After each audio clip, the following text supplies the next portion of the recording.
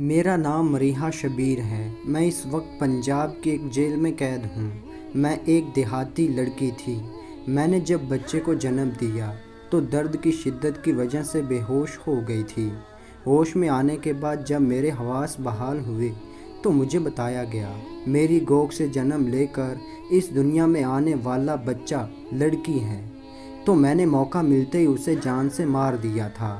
میرا سسرال جو ویسے ہی مجھ سے متنفر تھا، انہیں موقع مل گیا جس کا بھرپور فائدہ اٹھاتے ہوئے انہوں نے کیس درج کروا کے مجھے جیل بھجوا دیا، اور جیل جانے کے بعد مجھے طلاق مل گئی، جبکہ میری بوڑھی بیوہ ماں جو انتہائی لاغر تھی، اس نے ہر ممکن کوشش کی کہ میں سزا سے بچ جاؤں۔ مجھے پاگل ثابت کروا کر جیل سے نکلوا کر مینٹل ہسپتال منتقل کروانے کے لیے میری ماں نے اپنا گھر تک بیچ دیا، مگر میں اپنے فیصلے پر قائم رہی۔ بالکل نارمل انداز میں ٹیسٹ کروائے، وکیل کے بتائے گئے بہانے اور ایکٹنگ بالکل بھی نہ کی، جس کی بنا پر مجھے دوبارہ جیل شفٹ کر اور میری بوڑھی بیوہ ماں کو لاوارث لوگوں کے لیے بنائے گئے ایک فلاحی ادارے کے سپرد کر دیا گیا۔ میں نے بیٹی قتل کی تھی۔ اس کی دو وجوہات تھیں۔ پہلی وجہ، جب میں نے ہوش سنبھالا تھا، اپنی ماں کو سسرال والوں کے طنز و طعنہ سنتے دیکھا کہ یہ عورت کبھی بیٹا پیدا نہیں کر سکتی، اس عورت کی وجہ سے ہماری جائیداد کا کوئی وارث پیدا نہیں ہوگا۔ بیٹا پیدا نہ کر سکنے کے جرم میں میری ماں کو مختلف چیزوں کی مدد سے پیٹا جاتا، یہاں تک میری ماں کی اپنی چمڑی اتر جاتی تھی، جگہ جگہ کٹ لگ جاتے۔ جسم سے رستا ہوا خون میری ماں پر ہونے والے تشدد کی شدت بتانے کے لیے کافی ہوتا تھا۔ درد کی شدت کی وجہ سے میری ماں بے ہوش ہو جاتی تھی، تو بجائے اس پر ترس کھا کر چھوڑ دینے کے، اسے ڈرامے باز میسنی اور مار سے بچنے کے لیے بہانہ قرار دیتے ہوئے ہوش میں لانے کے لیے حالت بے ہوشی میں ہی اور پیٹا جاتا تھا۔ پتہ نہیں کیوں میری بڑی بہن کو کبھی ماں کی تکلیف کا اندازہ نہیں ہوتا تھا۔ وہ اکثر ماں سے کچھ نہ کچھ مانگتی رہتی تھی، اور مجبور ماں نہ دے سکتی تو میری بڑی بہن ماں سے روٹھ جاتی اور کھانا پینا چھوڑ دیتی۔ تو جب تک میری بڑی بہن کھانا نہ کھائے میری ماں کے حلق سے بھی نوالہ نہیں اترتا تھا۔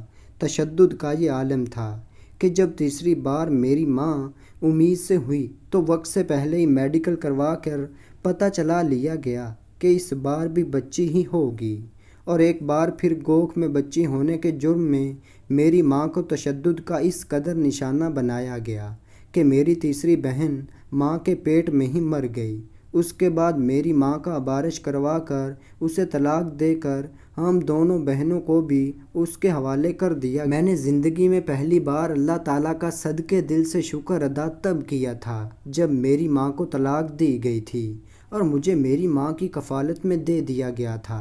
تب میں چھوٹی تھی، مجھے نہیں پتہ تھا میری ماں کن مجبوریوں کی وجہ سے میرے باپ کا تشدد برداشت کرتی تھی۔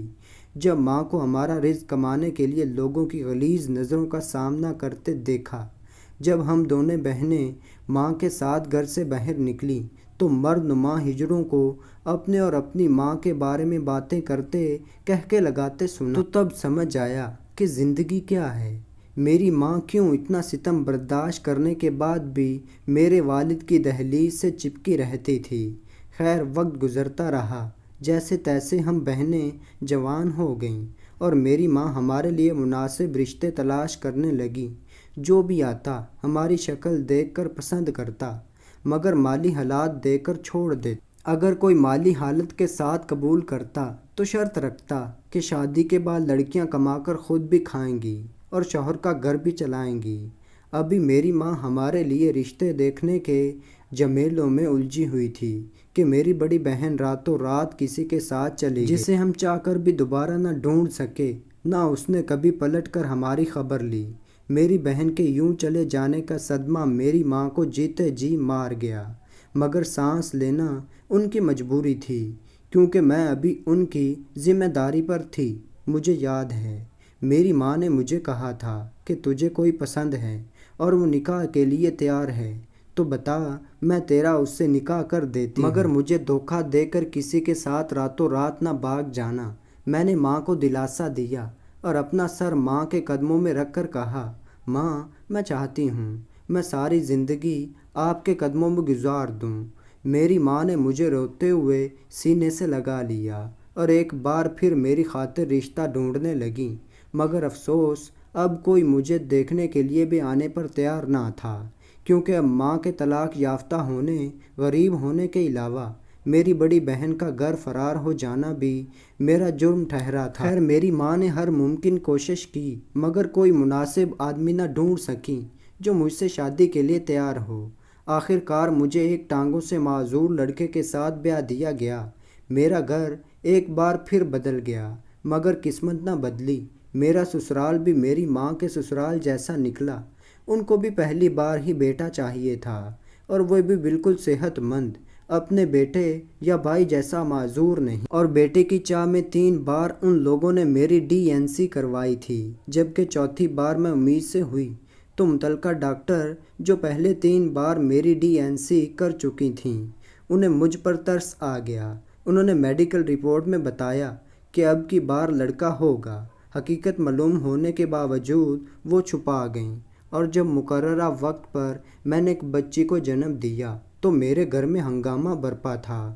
مجھے جادوگرنی، شیطان کی پجارن اور جنات کے سائے کے علاوہ پتہ نہیں کن کن القابات سے نوازنے کے بعد کہا جا رہا تھا کہ اس نے غیر مرئی طاقت کے ذریعے اور چلے کاٹ کر بیٹے کو بیٹی میں بدل دیا ہے۔ اپنے سسرال کی حرکات و سکنایت دیکھ کر مجھے میری ماں کا سسرال یاد آ رہا تھا۔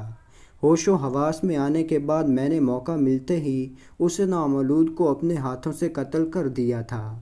میں نہیں چاہتی تھی کہ آج میری بیٹی میرے لیے سسرال میں تانا، کل جوان ہو کر اپنی مرضی سے چلی جائے تو میرے لیے تانا بنے، یا پھر میں اسے بیاہ دوں اور وہ اپنے سسرال میں میری طرح بیٹا پیدا نہ کر سکنے کے جرم میں زیر عتاب رہے۔ میں نے بیٹی قتل کر دی۔ میرا سسرال جو مجھ سے جان چھڑانا چاہتا تھا، انہوں نے مجھے گرفتار کروا کر جیل بھجوا دیا اور پھر طلاق دے دی۔ میرے لاکھ روکنے پر بھی میری ماں نے مجھے بے قصور سمجھتے ہوئے میری ضمانت کروانے کی کوشش کی۔